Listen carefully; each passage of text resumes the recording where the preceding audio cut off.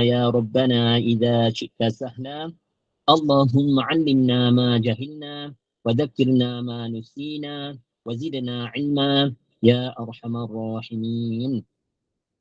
Terlebih dahulu, terima kasih kepada Puan Pengerusi Majlis yang saya hormati, urus setia pengajian kita, seterusnya hadirin dan hadirat yang dirahmati Allah.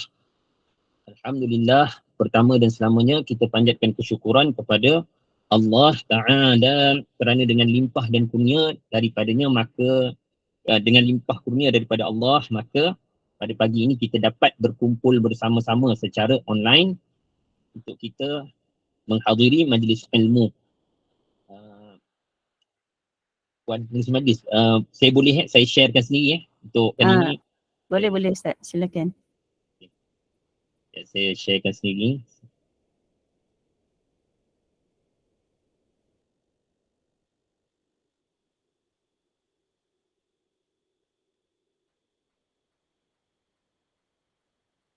Ya, nampak. Ada nampak ni paparan isi kandungan kitab tu? Ada. Tuan-tuan dan puan-puan yang dirahmati Allah, jadi sebelum ni dalam pengajian yang lepas, dalam pengajian yang terdahulu, kita telah pun selesai bait pertama, bait kedua, bait yang ketiga dan bait yang keempat.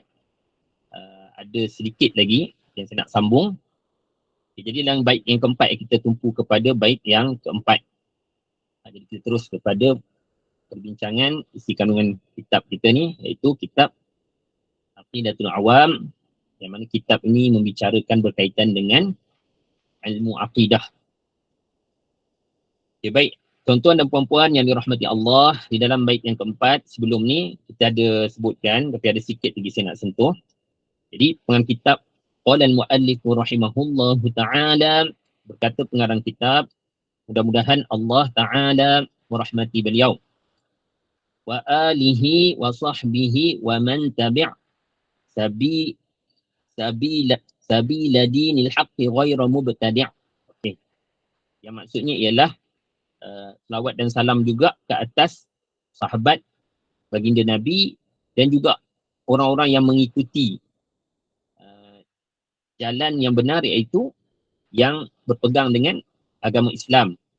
Yang berada dalam agama Islam, maknanya dia seorang Muslim yang dia tidak melakukan bid'ah, ghairu mubtadi'. Yang tidak melakukan bid'ah di sini maknanya apa? Melakukan bid'ah dalam perkara agama, maknanya perkara-perkara agama yang tak ada sandarannya, tak ada dalilnya. Jadi maksudnya di sini kita dah sentuh sebelum ni, bid'ah yang dimaksudkan adalah bid'ah dolalah. Kerana ada bid'ah hasanah, ada bid'ah yang baik, bid'ah yang baik, yang dipuji, dan ada bid'ah yang dikeji. Jadi berkenaan dengan bid'ah ni, kita sambung sikit lah. Sebab hari tu masa dah nak habis, jadi tak sentuh banyak sangat. Okay.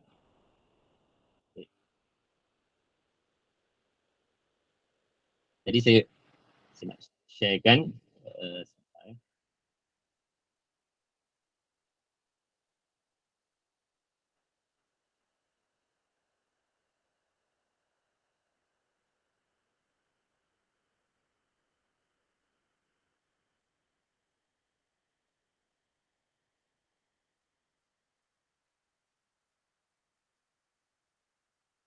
baik. Jadi berkenaan dengan bid'ah. Jadi berkenaan dengan bid'ah ni, nampak ke paparan di skrin? Saya share. Ada Ustaz.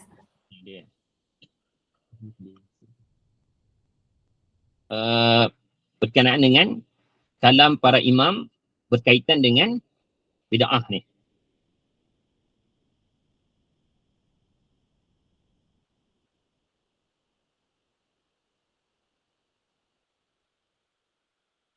Tak nampak keluar ni. Ada betul keluar tadi ni.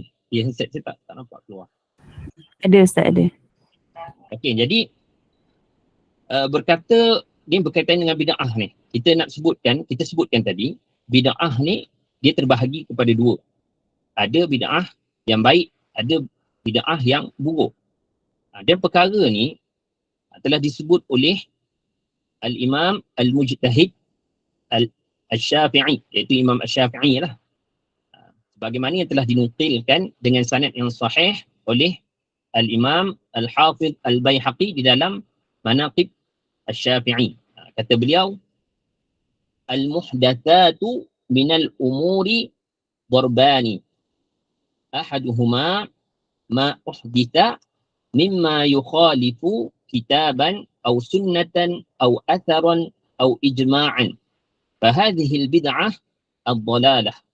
والثانية ما أحدث من الخير لا خلاف فيه لواحد من هذا فهذه محدثة غير مذمومة. Jadi apa makna daripada perkataan Al-Imam? Jadi maknanya ialah perkara-perkara baharu, maknanya perkara-perkara yang tidak berlaku pada zaman baginda Nabi, itu terbahagi kepada dua. Ada dua pembahagian. Pertama adalah perkara baharu yang menyalahi Al-Quran, Sunnah, Athar atau Ijma'. Athar ni dengan makna perbuatan dan perkataan para sahabat lah. Maka ini adalah bid'ah sesat yang menyalahi Al-Quran, Sunnah, Athar atau Ijma'. Itu adalah bid'ah sesat. Adapun yang kedua, perkara baharu yang baik yang tidak menyalahi salah satu daripada perkara-perkara yang telah disebutkan, maka ia perkara baharu yang tidak dicela. Nak kata Al-Imam, fahadhihi muhdathatun ghairu mazmumatin. Maksudnya, ia adalah bid'ah yang tidak dicela kalau ianya tidak bercanggah, tidak menyalahi Al-Quran atau Sunnah atau Ijma' atau apa. Maka di sini jelas bahawasanya bid'ah itu terbahagi kepada dua. Lagi selain daripada itu, Al-Imam Al-Hafidh Abu Nu'aim Al-Asbahani dalam Hilyatul Awliya, beliau telah menukilkan kalam Al-Imam Syafi'i. Yang lebih kurang sama lah. Maknanya seperti yang kita sebutkan tadi. Al-bid'atu bid'atani. Bid'atun mahmudatun. Wa bid'atun mazmumatun. Fama wafaqas sunnata fahuwa mahmudun. Wa ma khalafas sunnata fahuwa mazmumun. Wahtajja biqawli Umar bin Al-Khattab fi qiyami Ramadan. Ni'matil bid'atu hiya. Ni'matil bid'atu hiya. Okay. Apa maknanya mafhum bagi kalam ini ialah bid'ah ada dua pembahagian. Bid'ah yang dipuji dan bid'ah yang dicela. Bid'ah yang sesuai dengan sunnah adalah bid'ah terpuji, dan bid'ah yang dicela, silap ni ada tertinggal ni.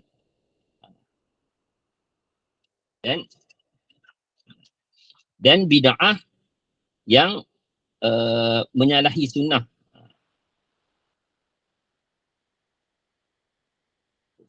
Bid'ah yang menyalahi sunnah. Bid'ah yang menyalahi sunnah, yang bid'ah yang menyalahi sunnah adalah bid'ah yang dicela. Okey, dan beliau, maknanya Al-Imam Syafi'i berdalil dengan perkataan Sayyidina Umar, yang mana berkenaan dengan solat tarawih, ya. Sebelum zaman baginda Nabi, solat tarawih itu tidak dilakukan, ataupun solat qiyam Ramadan ni. Tarawih disebut juga sebagai solat qiyam Ramadan. Jadi solat qiyam Ramadan tidak dilakukan secara berjamaah dan tidak dilakukan sebanyak 20 rakaat lah. Jadi para ulama kata tarawih tu apa? Solat qiyam Ramadan 20 rakaat. Jadi solat tak dilakukan solat qiyam Ramadan sebanyak 20 rakaat. Dan juga tidak dilakukan secara berjamaah. Tetapi zaman Sayyidina Umar dilakukan, kemudian Sayyidina Umar menyebutkan bahawasanya ini adalah bid'ah yang amat baik. Jadi ini menunjukkan bahawasanya ada bid'ah yang baik. Kenapa kita nak jelaskan di sini? Sebab ada mereka di luar sana, bahagiannya mengatakan bahawasanya bid'ah ni semuanya buruk. Bid'ah ni tak ada bid'ah yang baik. Apa yang Nabi tak buat tu, itu dianggap sebagai bid'ah dalalah, dan bila sebut bid'ah tu semua merujuk kepada perkara yang tidak baik, yang tercela, yang dicela. Jadi bukan semua bid'ah itu merujuk kepada perkara yang dicela. Ada juga bid'ah perkara yang baik. Dan bahkan disebutkan lagi Al-Imam An-Nawawi, Al-Imam Al-Hafidh An-Nawawi dalam kitab Tahdhibul Asma' wal Lughat, beliau menyebutkan al-bid'atu bi kasril ba' fi syar'i hiya ihdatsu ma lam yakun fi ahdi Rasulillah sallallahu alaihi wasallam wa hiya munqasimatun ila hasanah wa qabihah. Maknanya adalah al-bid'ah dengan kasrah pada huruf ba', dibaca al-bid'atu lah, dalam pengertian syarak. Dalam pengertian syarak adalah merintis sesuatu yang tidak ada di zaman Rasulullah, dan ia terbahagi kepada bid'ah yang baik dan bid'ah yang buruk. Jadi di sini jelas bahawasanya bid'ah dari sudut syarak. Sebab ada juga yang kata yang dimaksudkan sebahagian ulama tu adalah berkenaan adanya bid'ah yang baik itu adalah dari sudut bahasa. Tidak. Imam Al-Hafidh An-Nawawi telah sebutkan daripada sudut syarak, bid'ah itu terbahagi kepada dua. Itu sebab ada sebahagian bid'ah yang baik, contohnya sambutan maulid. Sebab sambutan Maulidur Rasul. Sambutan Maulidur Rasul itu selagi pengisian di dalamnya itu tidak bercanggah dengan syarak, tak ada masalah. Meskipun para sahabat dulu di zaman Nabi tak melakukan majlis sebagaimana yang kita buat pada zaman ini, pada zaman kini. Namun jika kita melakukannya dan ianya tak ada dalam majlis tersebut perkara-perkara yang bertentangan dengan syarak, jadi tak ada masalah. Ada yang terakhir, Al-Imam An-Nawawi, Al-Imam An-Nawawi juga menyebutkan berkaitan dengan sebuah hadis, qauluhu sallallahu alaihi wasallam, man sanna fil islami sunnatan hasanatan falahu ajruha, ila akhirih, hingga akhirlah. Fihi al-hathu ala libtida bil khairati wasannis sunana wasannis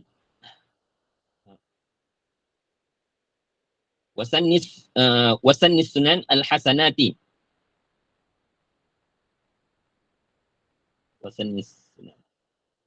wasannis sunani al-hasanati. Ini silap baris ni. Wasannis sunani al-hasanati wa tahdhiru min ikhtira'i al-abatili wal mustaqbahati.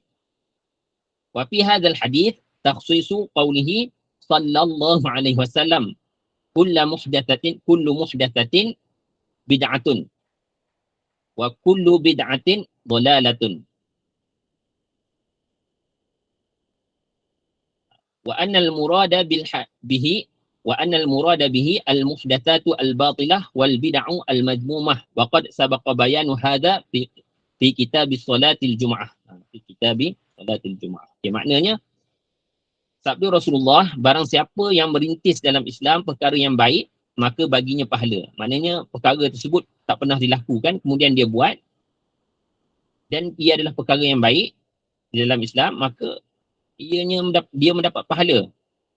Di dalamnya terdapat, dalam hadis ni kata Al-Imam An-Nawawi, kata Al-Imam, di dalamnya terdapat anjuran memulakan perkara baik dan merintis rintisan yang baik dan menjauhi daripada rintisan perkara yang batil dan buruk. Dan dalam hadis ini terdapat pengkhususan terhadap sabda Rasulullah, kullu muhdatsatin bid'atun wa kullu bid'atin dhalalatun. Yang maksud dia adalah semua perkara secara literalnya, maksud bagi hadis ni ialah semua perkara baharu, maknanya perkara yang tak dilakukan di zaman baginda Nabi adalah bid'ah, dan setiap bid'ah itu adalah sesat. Jadi hadis yang kita sebutkan tadi, yang Al-Imam sebutkan man sanna fil Islam, hadis tersebut mentakhsiskan, maknanya dia mengkhususkan bahawasanya yang dimaksudkan dengan hadis semua perkara baharu tu, yang secara literalnya diterjemahkan sebagai semua perkara baharu itu adalah bid'ah, itu yang dimaksudkan dengannya adalah perkara baharu yang batil, bukan semua perkara baharu.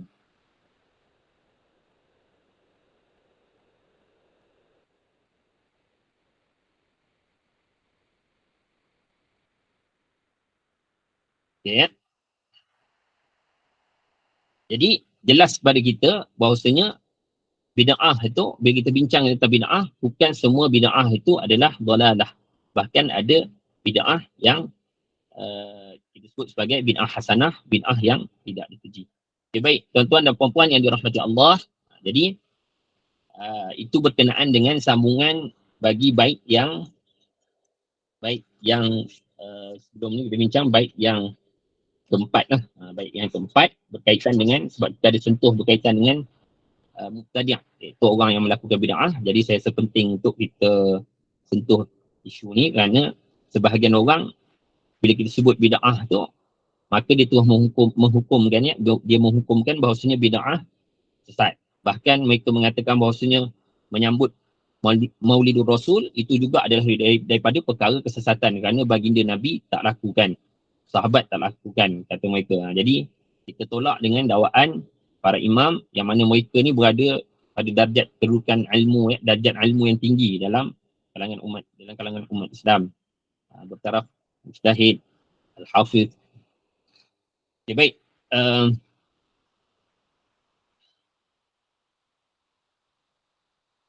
Seterusnya, sekejap. Tengok balik kepada share screen balik.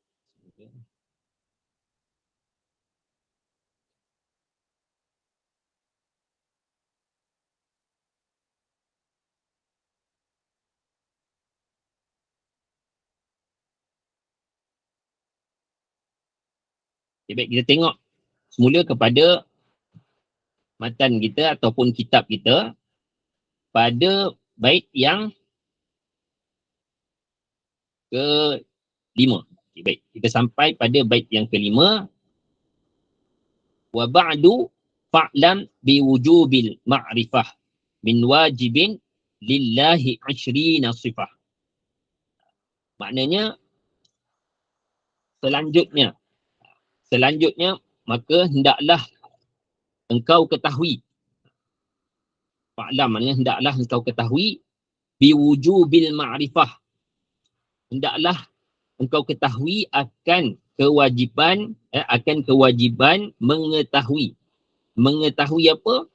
Mengetahui min wajibin lillahi, iaitu mengetahui perkara-perkara yang wajib bagi Allah, 20 sifat, yang ianya adalah 20 sifat. 20 sifat Allah itu wajib diketahui. Jadi dalam bait yang ke-5 ni, penggarang kitab dia menyebutkan selepas wa ba'du tu di sana, wa ba'du di situ dengan makna setelah daripada bismillah dan alhamdulillah dan selawat dan salam. Jadi selepas daripada perkara-perkara tersebut yang kita telah sebutkan dahulu, maka beliau menyebutkan fa'lam, hendaklah engkau ketahui. Hendaklah engkau ketahui maknanya kita lah yang membaca kitab ni, hendaklah, dan juga selain daripada itu, hendaklah maknanya setiap orang Islam ni, setiap orang Islam yang mukallaf, fa'lam biwujubil ma'rifah, maknanya hendaklah setiap orang Islam yang mukallaf ni mengetahui tentang sifat 20. Sifat Allah yang 20. Jadi sini, bila pengarang kitab menyebutkan biwujubil ma'rifah, wajib mengetahui itu kena kepada setiap mukallaf. Siapa mukallaf ni? Okay, mukallaf ni, dia adalah orang yang al-aqil. Orang yang al-baligh, al-aqil dan balaghathu da'wah. Iaitu orang yang dia telah baligh dan selain itu dia berakal. Dan selain daripada itu telah sampai dakwah kepadanya, maksudnya asal dakwah. Kita akan jelaskan sebentar lagi. Baik, saya share screen berkenaan dengan perkara ni.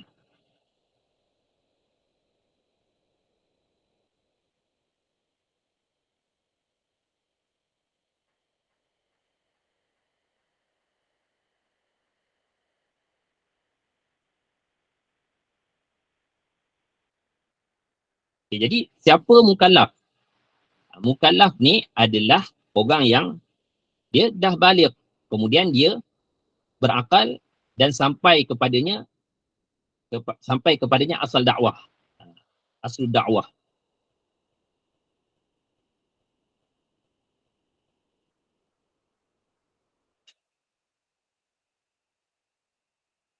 Okey, apa makna baligh ni? Baligh ni yang dimaksudkan dengan orang yang telah baligh ialah mereka yang telah genap 15 tahun Hijriah, sama ada lelaki atau perempuan. Jadi kalau seorang kanak-kanak dia tak keluar mani, ataupun bagi kanak-kanak perempuan dia tak keluar darah haid. Tapi kalau umur dia genap 15 tahun Hijriah, ni sama ada lelaki atau perempuan, maka dia dianggap telah baligh. 15 tahun Hijriah ya. Bukan Masihi. Bukan 15 tahun Masihi, 15 tahun Hijriah. Jadi genap 15 tahun dia baligh. Ataupun melihat mani oleh kanak-kanak yang telah mencapai umur 9 tahun. Sama ada lelaki atau perempuan lah ni, sama ada lelaki atau perempuan. Maksudnya sama ada lelaki atau perempuan. Para ulama menyebutkan bahawasanya kedua-duanya keluar mani. Maksudnya boleh keluar mani daripada mereka lah.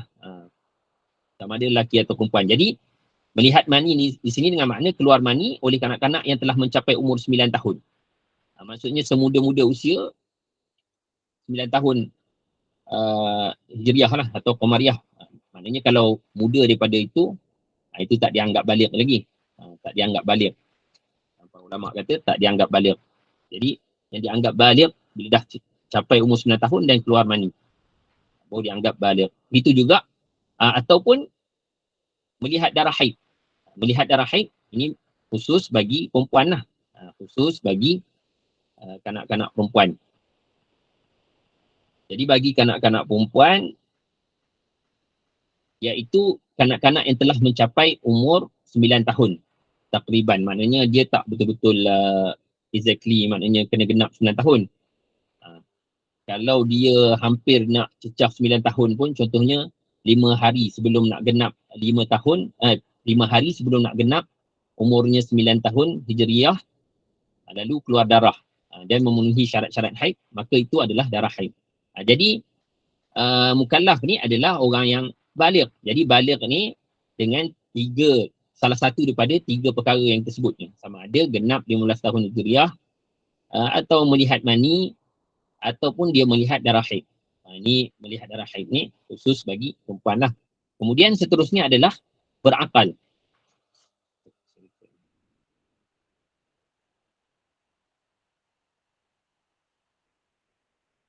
Seterusnya adalah berakal, iaitu bukan orang yang gila. Maknanya kalau orang yang dia tak waras, itu tak dianggap sebagai mukallaf. Seterusnya adalah sampai kepadanya asal dakwah. Asal dakwah ni apa maknanya? Maknanya sampai kepadanya seruan La ilaha La ilaha illallah Muhammadur Rasulullah. Tak syarat bahasa Arab. Jadi kalau sampai kepadanya seruan dalam bahasa dia, tiada Tuhan yang berhak disembah melainkan Allah, dan bahawasanya Nabi Muhammad utusan Allah, maka sampai kepada dia asal dakwah ini. Yang dimaksudkan asal dakwah tu ialah seruan jadi Tuhan yang disembah jadi Tuhan yang berhak disembah melainkan Allah, dan Muhammad itu utusan Allah. Jadi kalau dia faham dengan bahasa yang dia faham, tak kira lah sama ada bahasa Arab atau selainnya, tapi kalau dia faham, maknanya telah sampai asal dakwah pada dia, maka cukup syarat dia adalah seorang mukallaf. Maka di sini dipahami, di sini terkeluar daripada mukallaf, maksudnya dia bukan seorang mukallaf jika dia seorang yang belum baligh, meskipun dia seorang yang telah berakal dan sampai kepadanya asal dakwah tu. Contohnya kanak-kanak yang umur dia 13 tahun. 13 tahun ni cerdik dah, berakal dah dia kata. Ada orang yang kanak-kanak yang dia baligh 13 tahun dah baligh, ya. Tapi ada yang belum. Jadi 13 tahun contohnya dia belum baligh. Tapi dia dah berakal, dah sampai kepadanya asal dakwah, tapi dia tetap tidak dianggap sebagai mukallaf kerana dia belum baligh. Ada juga orang yang dia dah baligh, tetapi walaupun dia dah baligh, dia gila. Dan bila gila dia pun tak dapat nak memahami perkataan orang kan. Bila kita dakwah pada dia tak faham. Jadi walaupun dia dah baligh, maka tak dianggap sebagai mukallaf kerana dia tak berakal. Ada juga orang yang dah baligh, berakal, tapi tak sampai kepadanya seruan dakwah ni. Dia tak pernah dengar pun nama Allah, nama Muhammad.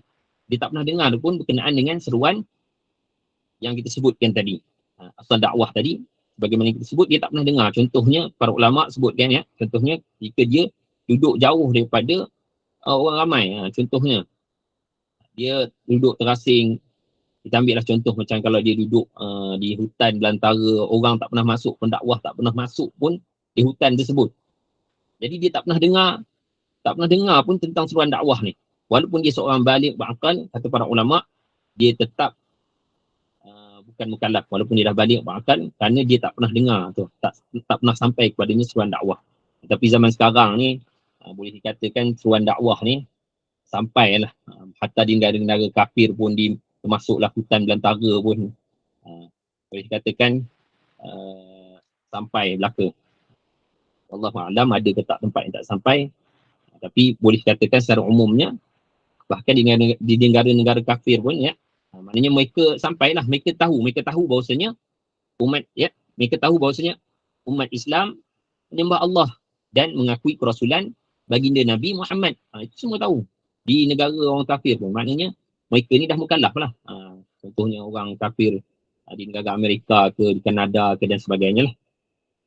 Okey, baik. Jadi pengarang kitab menyebutkan fa'lam biwujubil ma'rifah. Maka di sini dengan makna hendaklah engkau ketahui biwujubil ma'rifah. Maknanya siapa yang wajib ketahui? Hendaklah engkau ketahui, hendaklah kita ketahui bahawasanya wajib mengetahui sifat 20. Siapa yang wajib tu? Yang wajib mengetahui sifat 20 tu, wajib mengetahui sifat 20 tu adalah mukallaf. Mukallaf siapa? Yang kita dah sebutkan tadi. Dan bila kita sebut wajib mengetahui min wajibin lillah, maksudnya perkara-perkara yang wajib bagi Allah, daripada perkara-perkara yang wajib bagi Allah yang ianya ada 20 sifat. Perkara-perkara yang wajib bagi Allah, iaitu sifat yang wajib lah. Sifat yang wajib bagi Allah. Jadi sifat yang wajib bagi Allah ada 20 yang perlu kita ketahui. Kata para ulama, kenapa ianya wajib?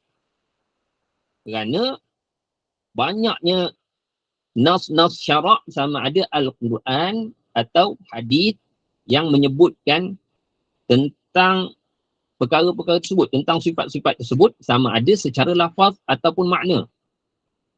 Dan dengan mengetahui perkara ni, sifat 20 ni, dia menjadi benteng atau menghalang seseorang daripada jatuh di dalam kekufuran akibat kejahilan berkenaan dengan sifat ketuhanan. Jadi dengan 20 sifat ni kita mengetahuinya, insya-Allah terhindar daripada kekufuran yang diakibatkan oleh kejahilan terhadap sifat ketuhanan. Jadi penting sifat 20 ni. Ulama kata ia sebahagian daripada perkara fardu ain yang wajib kita ketahui. Jadi wajib setiap mukallaf itu mengetahui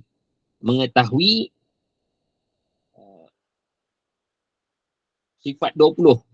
Sifat 20 yang wajib bagi Allah. Sifat 20 ni adalah sifat yang wajib bagi Allah. Okay, dan bila kita sebut wajibin lillahi, wajib bagi Allah, itu dengan makna apa? Wajib bagi Allah bukan dengan makna hukum syarak, maksudnya Allah kena pada Allah tu hukum syarak. Tidak. Wajib di sini pertamanya bila kita sebut yang kita sebut awal tadi, wajib bagi setiap mukallaf, itu kena itu dari sudut syarak lah. Maknanya setiap mukallaf wajib meyakini, bukan sahaja mengetahui tapi meyakini secara jazam. Maksudnya meyakini tanpa ragu bahawasanya Allah wajib bersifat dengan sifat 20.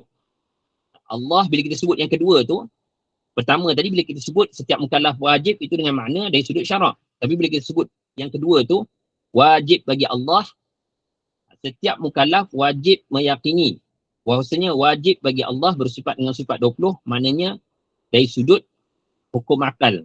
Hukum akal ni apa dia? Okey. Pertamanya nak dijelaskan di sini, hukum ni dia terbahagi secara umumnya, ada hukum syarak, hukum adat, ada hukum akal. Jadi hukum syarak ni, contoh macam kita sebut tadilah, wajib bagi setiap Muslim meyakini Allah wajib bersifat dengan sifat 20. Itu wajib yang pertama tu, kita sebut wajib setiap mukallaf tu, wajib dari sudut syarak. Kalau kita tak lakukan dia, tak laksanakan dia, berdosa. Contohnya solat, itu wajib bagi setiap orang Islam. Kalau kita tak buat solat, kalau kita tak melaksanakan solat, dosa. Adapun hukum adat, ini contohnya macam kita kata api dia panas. Jadi api ni mesti panas. Api ni mesti panas, itu secara adat. Tapi secara dari sudut akal, api itu harus panas. Maknanya contoh kalau kita kata dari sudut adat, mustahil api itu dia sejuk. Kerana adat ni dia merujuk kepada hukum yang terbit berdasarkan pada percubaan berkali-kali. Maknanya secara percubaannya api itu membakar, dia panas. Tapi bila kita sebut bincang dari sudut hukum akal, api itu harus dia panas dan harus untuk dia dingin. Akal boleh terima dia panas, boleh terima dia dingin. Kerana Allah yang menciptakan kepanasan tu. Jadi harus bagi Allah nak menjadikan dia dingin. Jadi akal kita boleh terima. Itu sebab kita umat Islam tak ada masalah untuk kita terima kisah Nabi Ibrahim yang mana baginda dicampakkan di dalam api yang besar, yang marak, yang besar, dicampakkan di dalamnya, tapi beliau tak terbakar. Baginda tak terbakar, bahkan baginda merasa dingin. Dingin dengan makna dingin yang selesa lah. Selesa berada di dalam api yang panas tersebut. Kita tak ada masalah untuk menerimanya kerana dari sudut hukum akal, harus api itu dia panas dan dia dingin kerana Allah yang menjadikannya panas, Allah juga yang berkuasa menjadikannya dingin. Adapun dari sudut adat, maksudnya dari sudut kebiasaannya, api ni dia membakar, dia panas. Okey. Jadi bila kita kata wajib Allah bersifat dengan sifat 20. Maknanya apa? Okey, kita pergi pada hukum akal. Kita nak jelaskan ni sebab nanti kita akan jumpa istilah wajib, mustahil, harus. Wajib bagi Allah, mustahil bagi Allah, harus bagi Allah. Jadi perkara-perkara ni berkait dengan hukum akal. Kenapa penting ni? Kerana akal ni dia adalah saksi kepada kebenaran Al-Quran dan As-Sunnah. Maksudnya akal yang sihat dia tak akan bercanggah dengan Al-Quran dan Sunnah. Akal yang sihat dia terima apa yang ada dalam Al-Quran dan As-Sunnah. Maknanya contohnya seperti dalam Al-Quran menyebutkan bahawasanya Allah wujud. Maksudnya di dalam Al-Quran ada dalil bahawasanya Allah wujud. Jadi akal kita menerima bahawasanya Allah wujud, dan akal tak boleh terima kalau kata Allah tidak wujud. Kenapa? Kerana adanya alam ni. Alam ni sebagai bukti bahawasanya ada pencipta, dan penciptanya adalah Allah. Jadi kita kata wajib pada akal bahawasanya Allah bersifat dengan wujud.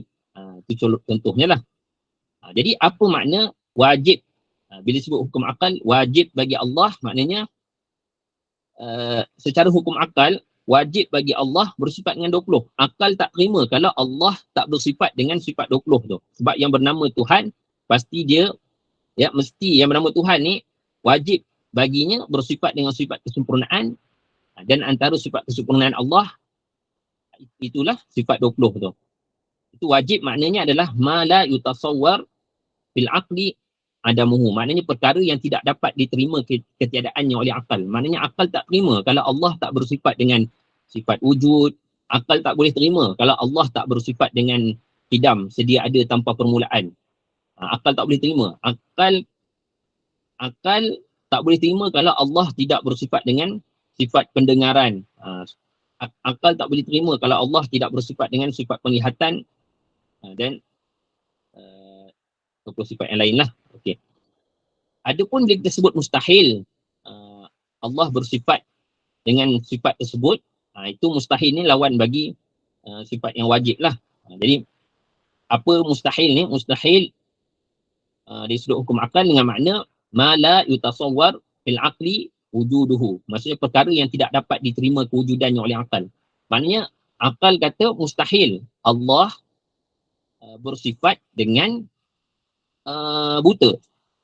Mustahil Allah bersifat dengan bisu. Jadi ini sifat-sifat yang mustahil bagi Allah. Jadi akal tak terima.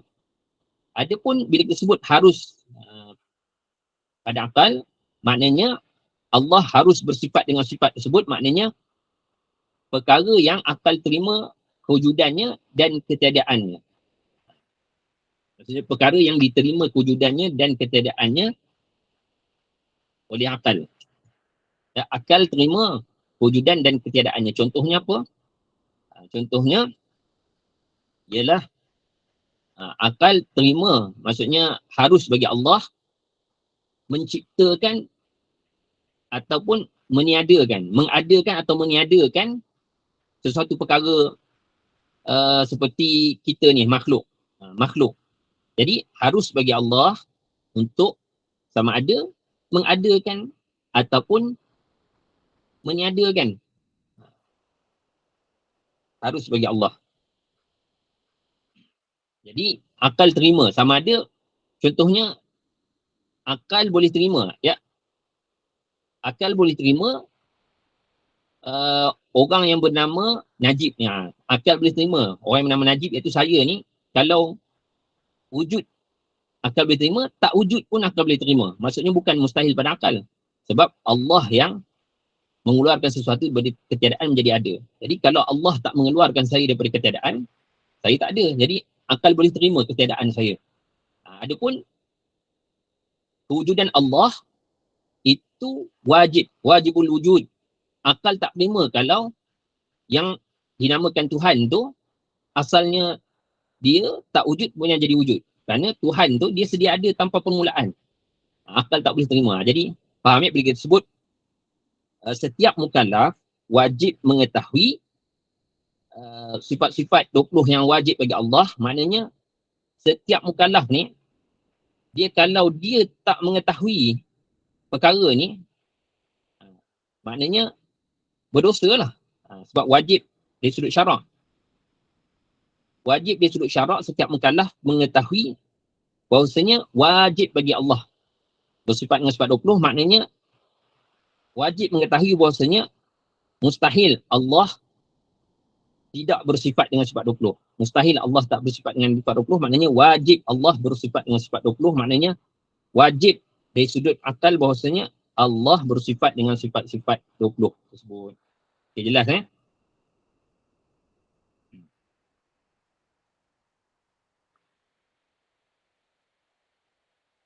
Okey. Jadi tuan-tuan dan puan-puan yang dirahmati Allah, dan 20 sifat ni pula, 20 sifat Allah, itu ulama' dia bahagikan kepada ada sifat nafsiyah, sifat salbiyah, sifat ma'ani, sifat ma'nawiyah. Yang ni akan kita bincangkan nanti dalam perbincangan seterusnya ni tentang sifat-sifat Allah. Ada 20 sifat, 20 sifat semuanya. Tapi ada khilaf dalam kalangan ulama'. Ada sebahagian ulama' kata yang wajib diketahui hanyalah 13 sifat sahaja. 13 sifat sahaja, kerana mereka menyebutkan bahawasanya sifat maknawiyah itu adalah kelaziman daripada sifat ma'ni. Bukan maknanya mereka menolak sifat maknawiyah, iaitu kaunuhu qadiran, kaunuhu muridan. 7 sifat tambahan ada sifat maknawiyah. Ditambah lagi. Ada sebahagian ulama kata 13 sifat saja yang wajib diketahui. Kemudian ada ulama kata 20 sifat dengan tambahan 7 sifat lagi, iaitu sifat maknawiyah. Jadi 13 sifat tu yang ulama sebutkan itu ialah sifat wujud, al-wujud, al-qidam, al-baqa, al-mukhalafah lil hawadith.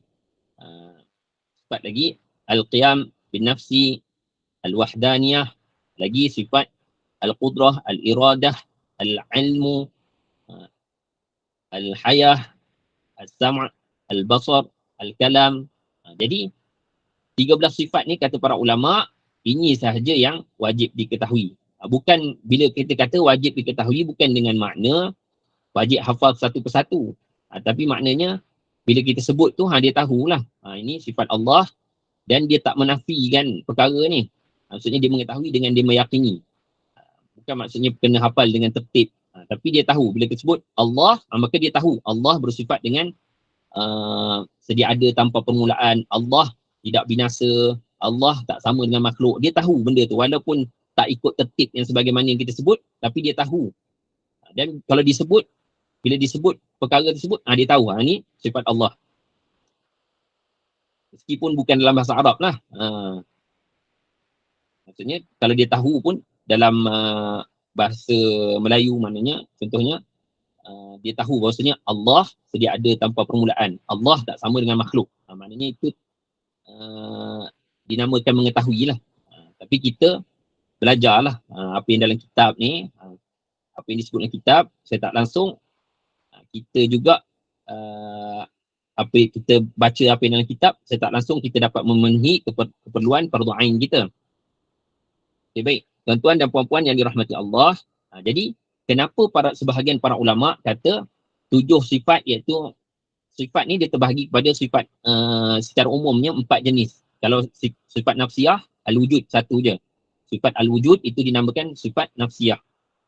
Sifat, nanti kita akan datang, kita akan detailkan lagi apa makna nafsiyah, salbiyah, ma'ani, ma'nawiyah.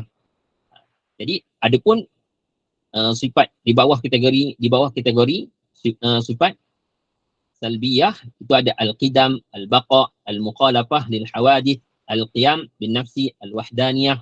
Kemudian di bawah kategori sifat ma'ani itu ada al-qudrah, al-iradah, al-ilmu, al-hayah, al-sam', al-basar, al-kalam. Jadi sifat ma'ani ni, sifat maknawiyah ni, yang keempat ni, maknawiyah ni, kata para ulama, dia adalah kelaziman daripada sifat ma'ani. Jadi ulama yang berkata hanya 13 sifat saja yang wajib diketahui mengatakan bahawasanya tak berhajat lagi disebutkan sifat maknawiyah ni, kerana diketahui sekiranya Allah bersifat dengan yang diketahui. Bila mana kita sebut para ulama yang kata wajib 13 sifat saja diketahui, maknanya bila sebut Allah bersifat dengan Al-Qudrah, maka kelaziman daripada bersifat Al-Qudrah, kaunuhu qadiran. Apa makna kaunuhu? Apa makna kaunuhu qadiran? Maknanya hal keadaan Allah yang bersifat dengan Al-Qudrah.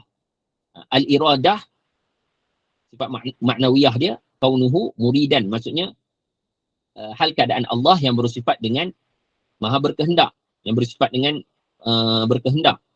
Jadi, ulama yang kata 13 sifat saja kata tak berhajat dah kita nak ulang sebab diketahui. Kalau Allah bersifat dengan Al-Qudrah, mestilah hal keadaan Allah maha berkuasa. Tapi ulama yang dia sebutkan ni, dia tambahkan ni, kerana mereka nak kasih jelas bahawasanya sifat Al-Qudrah Allah ni, contohnya sifat berkuasa Allah ni, tak berpisah daripada Allah. Maksudnya, sifat ni sedia ada tanpa permulaan dan tak ada pengakhiran. Maknanya, bukan kejap Allah tu ada kudrah, kejap tidak. Begitu juga sifat Allah, contohnya sifat ilmu Allah. Allah, hal keadaannya maha mengetahui. Bukan macam kita ni kejap kita tahu satu perkara, kejap nanti lupa, boleh jadi lupa. Ada orang tu, dia asalnya dia waras, kemudian dia jadi gila dah. Hilang ilmu daripada dia. Jadi Allah, hal keadaannya maha mengetahui.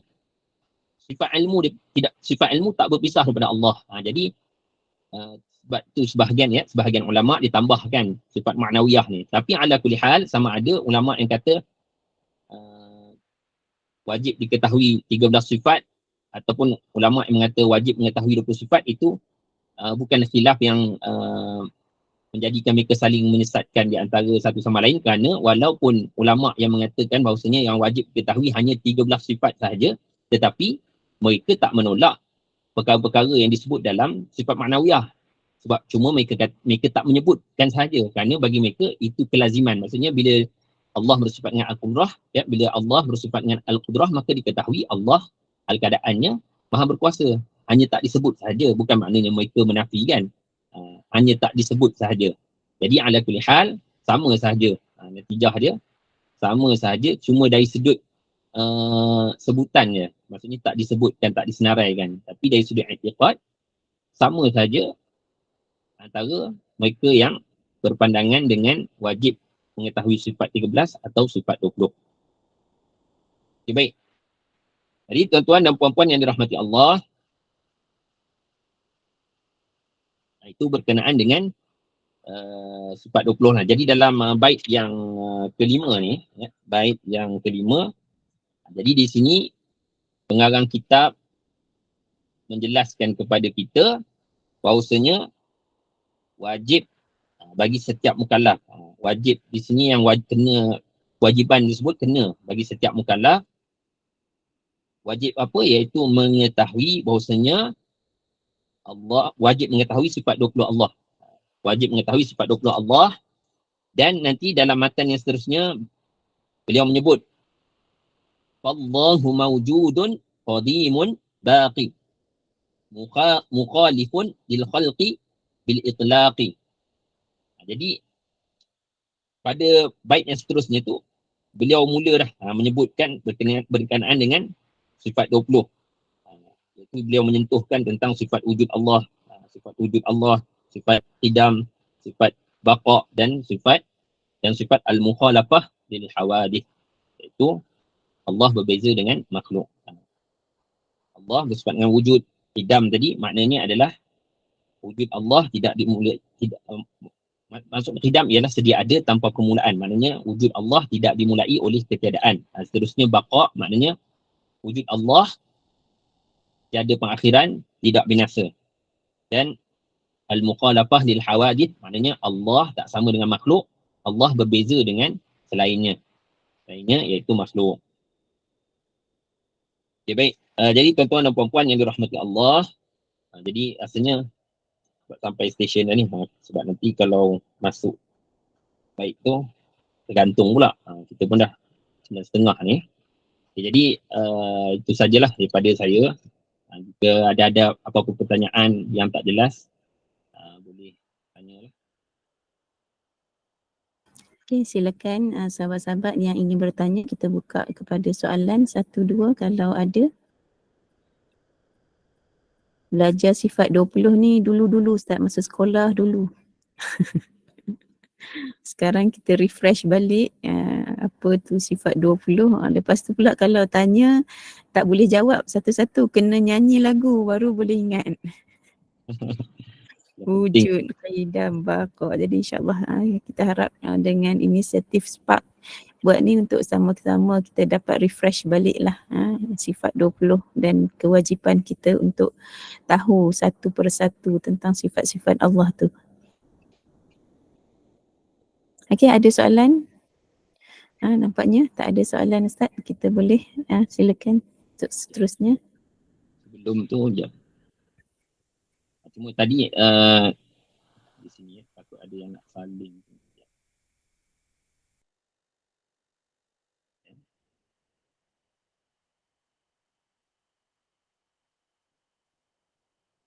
Di sini tadi dalam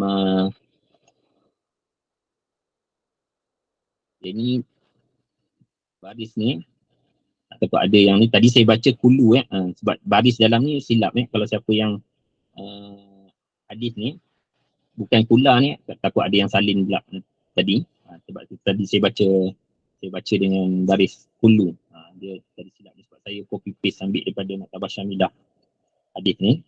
Jadi dia kullu muhdatsatin baca kullu muhdatsatin bid'atun wa kullu bid'atin dalalatun.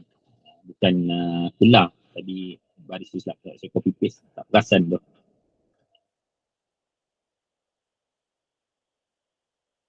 Okey, baik. Jadi itu sajalah untuk kali ini. Jadi mudah-mudahan pertemuan kita ini merupakan pertemuan yang diberkati. Mudah-mudahan kita mendapat manfaatlah daripada perbincangan kita. Mudah-mudahan Allah Ta'ala mempermudahkan urusan kita dalam menuntut ilmu.